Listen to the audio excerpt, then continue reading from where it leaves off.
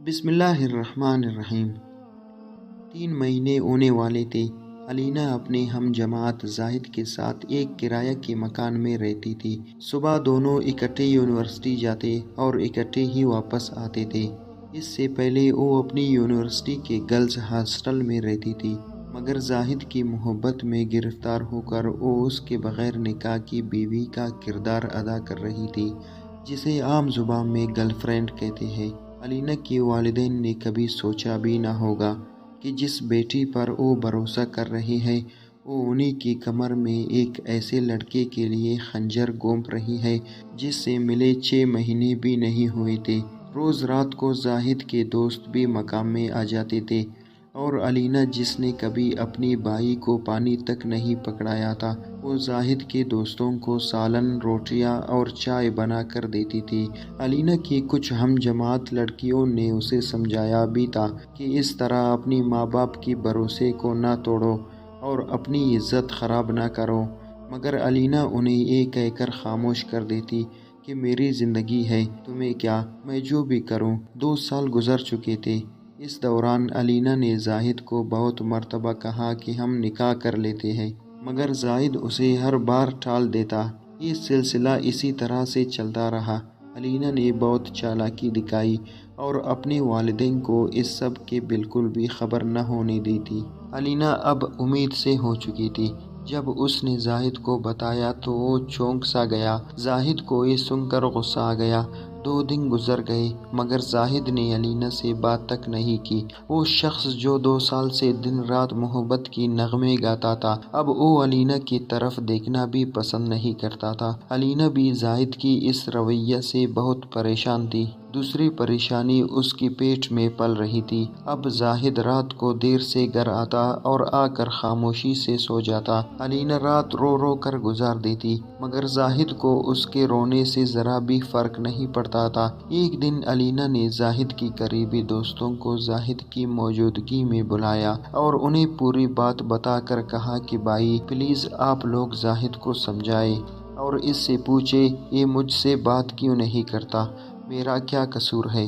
زاہد کے دوست اسی کی طرح کے تھے۔ انہوں نے زاہد سے بات کرنا شروع کی۔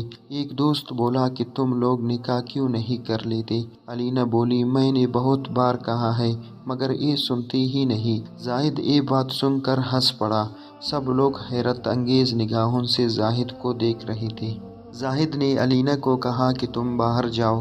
علینا نے کہا کیوں، میرے سامنے کہو جو کہنا ہے۔ زاہد گرج کر بولا دفع ہو جاؤ ادھر سے۔ علینا روتی ہوئی کمرے سے باہر چلی گئی۔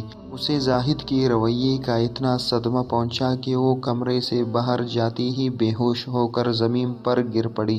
اس کا علم نہ زاہد کو ہوا نہ ہی اس کے دوستوں کو۔ وہ لوگ اپنی باتوں میں مصروف ہو گئے۔ جب علینا کو ہوش آیا تو اس کمرے سے آنے والی جو باتیں سنائی دی وہ یہ ہے، یار تم لوگ پاگل ہو گئے ہو کیا، میں اس سے شادی کیوں کروں؟ پیٹ سے ہو گئی تو کیا ہوا، اس کو ہسپتال لے جا کر سارا کام سیدھا کر دوں گا، اور ویسے بھی پتہ نہیں جو بچہ اس کے پیٹ میں پل رہا ہے وہ میرا ہے بھی صحیح کہ نہیں، مجھے تو لگتا ہے یہ کسی اور کا ہے، لیکن اب پس تو میں گیا ہوں۔ تم لوگ ہی بتاؤ، جو اپنے ماں باپ کو دھوکہ دے کر 2 سال میرے ساتھ سو سکتی ہے، وہ مجھے دھوکہ دے کر کسی اور کے ساتھ نہیں سو سکتی؟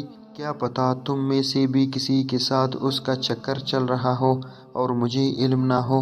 بس 2-3 دن تک اسے اسپتال لے جا کر آپریشن کرواتا ہوں، پھر 1 سال اور مزے لوں گا، پھر اس کو بھگا دوں گا۔ اب میرا یہ معیار تو نہیں کہ میں اس سے شادی کروں۔ چلو مفت کی نوکرانی ہے، مزے کرو، اور تم لوگ زیادہ حاجی نہ بنو، تمہارے کارنامے بھی مجھ سے چھپے ہوئے نہیں ہیں۔ زاہد اور اس کے دوست زور زور سے ہنس رہے تھے۔ ایک لڑکا بولا یار زاہد، ہمارا حصہ ہمیں کب دے گا؟ ارے یار اب یہ تمہاری ہی ہے، بس بچے والا معاملہ سیٹ کر لو، اس کے بعد سب مل کر مزے کریں گے۔ اب تو سالی سو رہی ہوگی، کل جب بستر گرم کروں گا تو ویڈیو بنا لوں گا، پھر یہ ہم سب کی رکیل بن کر رہے گی اور کچھ بگاڑ بھی نہیں سکے گی ہمارا۔ अलीना को अपने कानों पर यकीन नहीं हो रहा था। वो अपने कमरे में गई और अंदर से लॉक करके पूरी रात अपनी गलतियों को रोती रही। सुबह 5 बजे जाहिद ने दरवाज़ा बजाया।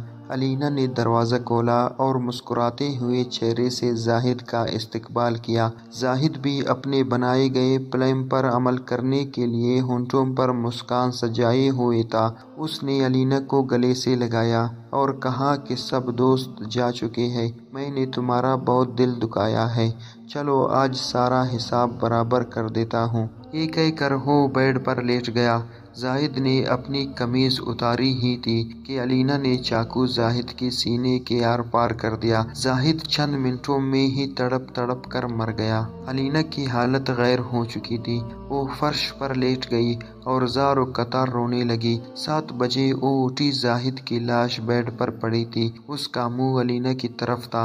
अलीना ने हकारत भरी नजरों से देखा और एक लात मारी तो जाहिद का मुंह दीवार की तरफ मुड़ गया। अलीना ने कपड़े बदले और बुर्का पहनकर बाहर निकल गई। वो खुद से बातें कर रही थी और अपनी किस्मत को कोस रही थी। अब उसे अपनी गलतियों पर पछतावा हो रहा था, मगर अब वो अपनी गलतियां सुधार नहीं सकती थी। उसने खुद से कहा, मेरे साथ ठीक ही हुआ, मेरे जैसे का अंजाम यही होना था। मेरे वालिदैन ने मुझ पर भरोसा किया और मैंने एक अजनबी दरिंदे की खातिर अपना मजहब, बाप का मान, भाई की इज्जत, माँ का एतबार और अपनी आबरू सब लुटा दी। मेरा यही अंजाम होना था, नहीं बल्कि ये भी बहुत कम है।